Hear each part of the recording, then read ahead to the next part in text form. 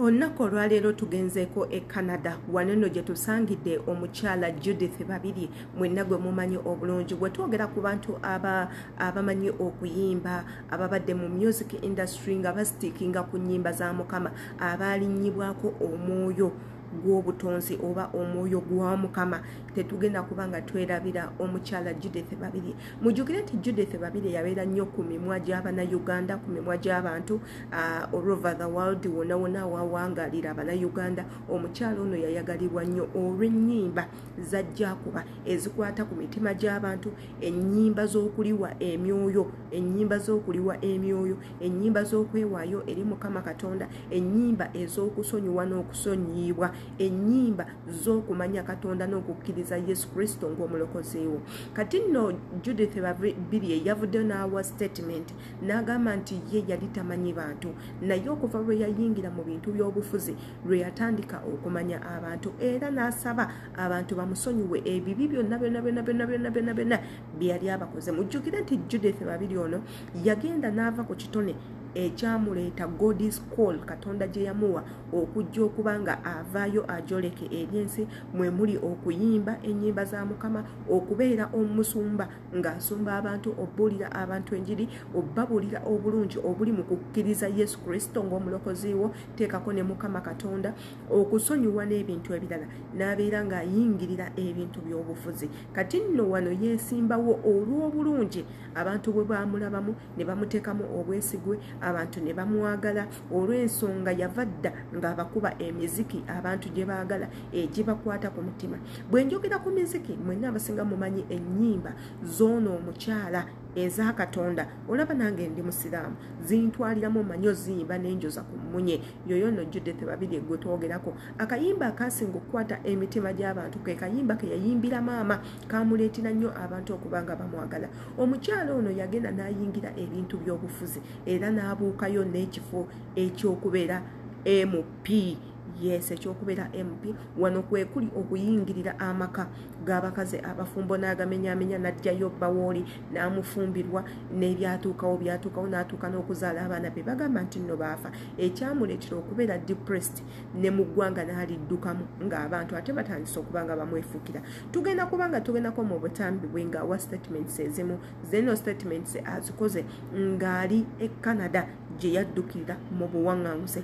Gyakoledde statements zineno wa meetings omu ku bapasita, yes, ku bapasita ab'amaanyi nga bwera we mugenda okubiraba, Pastor Wilson Bugembe. Katugendeko mu butambi buno nga tetunabagendayo, osubscribe nze, olaikinze, okomentinze, bw'oba ebyo byonna obikoze tewali nsonga lwaki sibawa butambi. Katusooke tugendeko mu butambi. Wakimanyako watewali bubi naye nze saakimanyako. So bw'obanga oli wano kkiriza Katonda yakujja Uganda, teyakuleeta Canada kubonyaabonya. Buli ky'olinda, things will fall in place. Katonda ateekateeka. Give it time. Tulabyeko abamu ku mmwe nga tewalina na akawunti za shiringi Kampala, kubanga Katonda yalina okuteesa nti akawunti yatandikira mu $1 n'akuleeta wano. What are you talking about? Hallelujah. Tulumbe. Honorable. Muri Canada mwashenge Uganda. Asabale kajo. Bwe bagala bajje. Kama yagamba tubulire ndi paka ku nkomero. Mukumba mutara fela katukumbe. Nasa na muri Canada. Tukumba mukumye. How are you? I love you. I love you more. How are you, mama? Ogera tuyimbira. Yebazibwe nnyo. Bana yansanyuse nnyo okubalabako. Mwebalire nnyo ddala. Bana yetubeebaza okujja mu concert yaffe sose ya gospel. Mukama bawe nnyo omukisa. E Uganda twayogeranga mbu time is money, naye nga tetukitegeera. Naye Canada omuntu bw'akutuulira mu concert abakuwadde hours nyingi. I want to appreciate you from the bottom of my heart. Organizer waffe Solome, Mukama akuwa omukisa.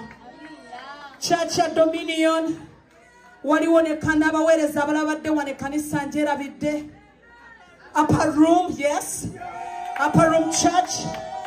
waliwo n'abaweereza abavudde Seventh Adventist bane buli omu yava bano wano bannanga abayimbi abalungi. I really want to appreciate buli muntu yenna Dodo ba organizers abadde ku mulyango DJ Ivo buli muntu yenna kyokoze. Your presence has made a difference. Kamba buli nabadde linga mpanikinga kapukasera mbuza abantu gye bali kubanga ebyo wano bya sente. Time is money. Mwebala okwerekereza ebyeyo, mwebala okwerekereza peche. Mukama mulinye erya Yesu abantu bano basabira omukisa kubanga nyizo utasobola nga maliriza. Buli omwe sawa gyamazenga jotuwa girabere mu concert eno Mukama gikubise mwebere ensige namo egendo batwala kudala eridda maaso nga bayimba sitarudi nyuma nga bagamba tutasonga mbele katika jina la Yesu nga bwe bagamba ati Katonda yazije Uganda nampa visa ya Canada n'obutuuze talimba. Bw'obonna obumu ku butambi tetugenda kwogera ku Canada ate twerabire omukyala Julie Muteesasira tujjukire nti nno omukyala ono Julie Muteesasira omuyimbi era nga w'olaba Judith Babirye bambi yaweebwa obutuuze mu ggwanga ly'e Canada. Ekyo kye twali tutegeeza luli nti munnange omukyala ono yeerimbika mu kyataliimu kufuna protection tekafuna butuuze kubeera nga takyali muntu muwaŋŋanguse abeere ng'eri gy'alina obutuuze bwe obulaga nti muzaalirwana waayo bwaddembe okubeerayo okuzaalirayo okukolayo bizinensi. Jjukira bw'obeera mu nsi ez'engwira oba tokkirizibwa yadde okugula emmotoka mu mannya go kubanga tejja kubeera registered. Olina kufuna muntu omutuuze n'agenda n'akuguliza emmotoka mu mannya ge wabula si mugago. Bw'oba oyagala kukolayo bizinensi togenda kugikola unless nga weeyambisizza omutuuze n'akola bizinensi n'agiregisteringa amannya ge igwe n'ogikolamu. Amakulu gali nti yadde oba oli abiggulidde bisigala nga by'oli era bw'asalawo okukwekyukira aba asobola okukyukira. So Julie Muteesasira bambi yafuna obutuuze. Kansubire mmwe mwenna ag'amawulire g'abatukakira mwagalaba era n'asanyuka nnyo wano ekiraga nti ye n'abaana be ne famire ye bali safe. Tebakyayina kutya kugenda wantu wonna, tebakyayina kwekweka, tebakyayina kudduka nga poliisi ze nti ate munnange twakuwa visa nga toddayo, ate munnange watugamba oyagala asayiramu bagikumye eddayo. Bamuwa obutuuze, muntu waayo taligenda kuvaayo ngera bwe bwabiraba wabula nga ate eyo tovuddeyo. Waliwo omuntu eyakoze attack era ku mukyala Judith Babirye n'amugamba toyingirira ebisiyaga ng'abakazi abalala. Tujjukire nti omwami yakuddukako byonna bye wakola byakuddira baakafaya. Ate era njagala mbajjukizeemuko emabega nti waliwo entalo ezaaliwoko. Omukyala ono Judith Babirye n'avayo ne yeetondera abantu mu katambi n'afukamira wansi ku maviivi n'abeera nga yeetondera Abannayuganda bonna. N'agamba emistake gye yasooka okukola kwe kuyingira ebintu by'obufuzi nti alina n'abantu abamusanga ku kkubo nga bamumanyi ne bamugamba twali tukwagala nnyo ng'okyaweereza Katonda naye okuva lwe wayingira mu bintu by'obufuzi tetukwagalira ddala. Ne kimuleetera okutya n'agamba nnyinza okuba nga ntambula ku street omuntu n'anzita, omuntu n'akola ekintu, abantu baakoowa. Gavumenti banyigiriza nnyo kyokka gw'ova eri okolera gavumenti ate ojja otulumba eno ng'era bwe kyali ku minisita w'abaana era nga bwe kyali ku mukyala eyali Jennifer Musisi. Mukijjukire nti Jennifer Musisi abeera mu Amerika. Waliwo akatambi akatambula omunnayuganda ke yamukwata mu ggwanga lya Amerika ng'amugamba si yeggwe yatigomyanga abantu e Kampala, si ggwe wayiranga bizinensi z'abantu n'ojjawo n'ennyumba z'abantu n'ozeera. Abaana ne badda ku street, bamaama ne badda ku makubo n'abaana baabwe tebalina bwakusula, tebalina kyakulya. Obaggyeko we bakolera ne we basula obagyewo. Tubadde tumanyi nti nno muli bagagga. Kyekyakuleeta eno okubeera mu muzira, okubeera mu bunnyogovu. Wuno otambuza na bigere n'amulikodinga akatambi n'amulabisa n'amugamba ngenda kukubeerako nkugoberere imanye paka uba woosula.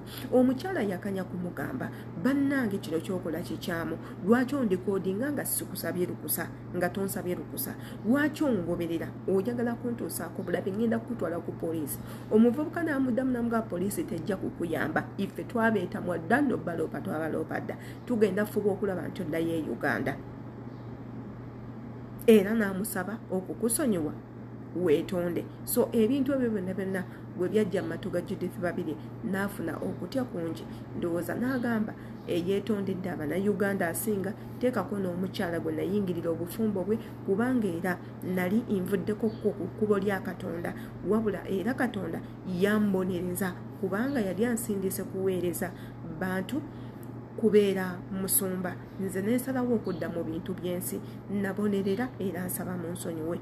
Gwe wena woba olina kyoyize mu kano akatambi, nkusaba okomentinga wansi, subscribinga, likinga, ate era videos zirabe kijja tuyambako. Yenza Shila Adeta Imbagala.